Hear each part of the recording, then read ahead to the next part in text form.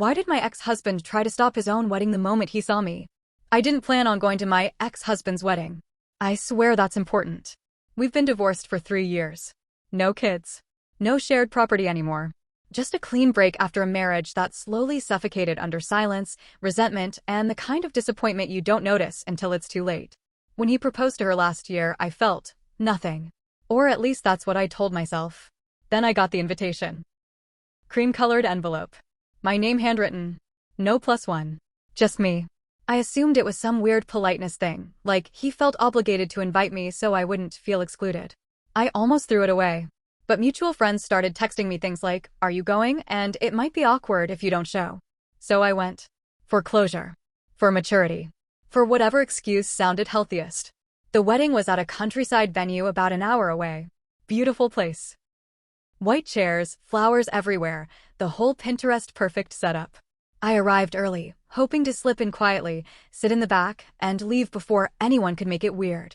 I was wrong. I hadn't even made it past the welcome sign when the music stopped. Not gradually. Not politely. Stopped. People turned. Heads twisted. Whispers rippled through the rows like a bad wind. And then I saw him. My ex-husband was standing at the altar, already in his suit, already sweating. At first, I thought he was just nervous. Weddings do that to people. But then his eyes locked onto mine. His face went white. Not pale. White. He took one step forward. Then another. The officiant leaned toward him, clearly confused. Someone laughed nervously, thinking it was a joke. Then my ex said, loud enough for half the guests to hear, "Stop. We need to stop." The bride, his bride, grabbed his arm and whispered something sharp and urgent. I couldn't hear her, but I could read her lips when she said my name. That's when everyone knew. I stood frozen between 2 rows of chairs, wishing I could disappear into the gravel beneath my heels. I hadn't spoken to him in over a year. I hadn't even looked at his social media. I definitely hadn't expected this. He turned fully toward me. "I didn't know you were coming," he said. His voice cracked. I opened my mouth to say I'm sorry or I'll leave or this is a misunderstanding, but before I could get a word out, he said something that made my stomach drop. "You can't be here. Not like this." The bride burst into tears. Guests were standing now. Phones were out. Someone's aunt started muttering prayers under her breath. And all I could think was, what the hell did I do? Because the truth, the part one hadn't told anyone yet, was that I hadn't just shown up for closure. I had shown up with a secret that I thought only affected me. And judging by the look on my ex-husband's face, he knew exactly what it was. The silence after his words was unbearable. "You can't be here. Not like this." People were openly staring now. No one was pretending this was normal anymore. The officiant stepped back like he wanted no part of whatever disaster was unfolding. The bride, Emily, I remembered her name suddenly, was crying into her hands, mascara already smearing. I finally found my voice. "I can leave," I said quickly. I didn't mean to cause. "No." He said it too fast. Too sharp. I stopped mid-step. He walked toward me, abandoning the altar completely. Gasps followed him like echoes. When he was close enough that only I could hear him, he lowered his voice, eyes frantic. "Why didn't you tell me?" he asked. My heart started pounding. "Tell you what?" He stared at my stomach. Not my face. Not my eyes. My stomach. I instinctively folded my arms, too late to hide anything. I wasn't even showing that much, just a slight curve under my dress, but suddenly I felt exposed, like everyone could see straight through me. "You're pregnant," he said. It wasn't a question. The world tilted. I laughed once, breathless and wrong. "No, I'm not." He didn't laugh back. "We were married for 6 years, he said quietly. "You think I don't know how you look when you're lying?" I swallowed hard. "It's not what you think." "That's worse," he said. "That means it is something." Emily's mother rushed over, demanding to know what was going on. Someone else whispered, "Is that his ex?" like it was a dirty secret. Emily herself was now watching us with raw, wounded confusion. "I didn't plan to tell anyone," I said, my voice shaking. "Not today. Not ever, maybe." His eyes darkened. "How far along?" I hesitated. He exhaled like he'd been punched. "It's mine." I didn't confirm it. I didn't deny it either. That was enough. He stepped back like he couldn't breathe. Ran a hand through his hair, pacing once, twice. Then he looked at the guests, the altar, the woman he was supposed to marry in less than 10 minutes. "I can't do this," he said aloud. Emily let out a broken sound. "What do you mean you can't do this?" He turned to her, tears in his eyes. I'm sorry. I thought I'd moved on. I thought it was over. And now, she demanded. He looked back at me. Now it's not. That's when the shouting started. Emily screamed. Her sister cursed me out. Someone accused me of planning this. Another guest said I should be ashamed. I felt dizzy, trapped in the middle of something I never wanted to be part of. I finally snapped. This is not about me, I said loudly. I didn't ask for this. I didn't even want to come. My ex looked at me, voice barely audible. Then why did you? I opened my mouth. And closed it again. Because the reason I had shown up despite everything was standing between us, unspoken and irreversible. I had already decided something. And if I was being honest with myself, seeing him again had made that decision a lot harder. The wedding never officially ended. It just collapsed. Guests were ushered away in clusters, whispering like they'd just witnessed a crime scene.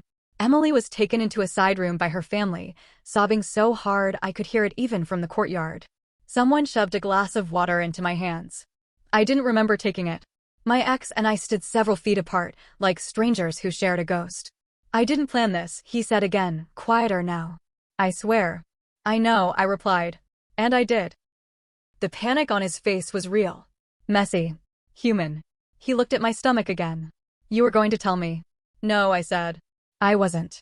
That finally got his attention. I told him the truth then. Not all of it, but enough. After our divorce, I found out I had fertility issues. The kind doctors phrased gently, with words like unlikely and limited window. I made my peace with never having kids. Or at least I thought I had. Then, 2 months ago, I missed a period. Then another. I found out a week before the wedding. And you're sure it's mine? He asked. There's no one else, I said. There hasn't been. He sat down hard on a stone bench, head in his hands. Jesus. I didn't come here to trap you, I continued. I came because I'd already decided what to do. He looked up slowly. What do you mean? I took a breath that felt like swallowing glass.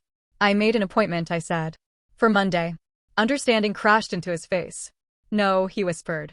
You can't. I can, I said gently. And I was going to. I still might. Silence. I didn't want you staying with me because of a child, I said. And I didn't want to be the reason your marriage fell apart. His laugh was hollow. Too late for that. I was going to disappear after today, I said. You'd never hear from me again. You'd have your life. Your family. Your clean slate. And the baby? He asked. I met his eyes. That's my responsibility. Not yours. He stood abruptly. No. You don't get to decide that alone. I already did, I said. We stared at each other, years of history screaming in the space between us. Love. Regret. All the things we never fixed. Then Emily appeared at the doorway.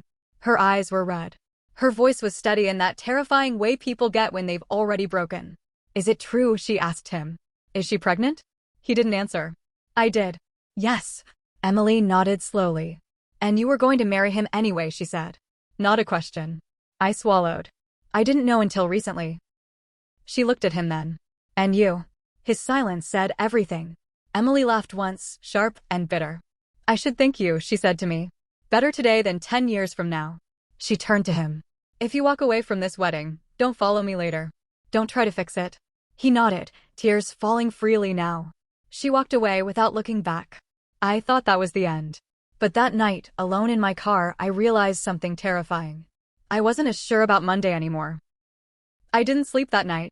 I sat in my car for nearly an hour after leaving the venue, hands on the steering wheel, staring at nothing. Every version of the future played out in my head like a broken slideshow, me alone, me strong, me haunted, me relieved. None of them felt real. Monday came anyway. The clinic smelled like disinfectant and fake calm. I filled out forms, checked boxes, signed my name where they told me to. My phone buzzed once. Then again. I didn't look. When I was called into the room, my legs felt like they didn't belong to me. The nurse spoke gently, like I might shatter if she used the wrong tone. Are you certain? She asked. I opened my mouth. And started crying. Not quietly. Not gracefully. The kind of crying that comes from somewhere deep and ugly and honest. The kind you can't take back. I don't know, I admitted. That was my answer. I walked out. I sat in my car again, different parking lot, same feeling. And finally checked my phone. 12 missed calls. All from him. 1 voicemail. I listened. I'm not calling to change your mind, he said, voice raw. I just need you to know something. I loved you wrong before. I see that now. I can't undo the damage I caused, but I won't run from this. Or from you. Whether you want me in your life or not. I'm here. I didn't call him back right away. I went home. I showered. I ate something for the first time in 2 days. I stood in front of the mirror and placed my hand on my stomach. And for the first time, I felt something that wasn't fear. It wasn't certainty either. It was possibility. A week later, I told him my decision. I'm keeping the baby. That didn't mean we were getting back together. It didn't erase the past. It didn't magically make us a family. But it meant I wasn't running anymore. He cried when I told him. Not the dramatic kind. The quiet kind. The grateful kind. We're taking things slowly. Painfully slowly. Therapy. Boundaries. Separate apartments. No promises we can't keep. As for Emily, I sent her a letter. I don't know if she'll ever read it. I told her I was sorry. Not for existing. Not for the baby. But for the pain. Sometimes I still think about that moment at the wedding. The music stopping. The shock. The way one unexpected truth cracked open so many lies.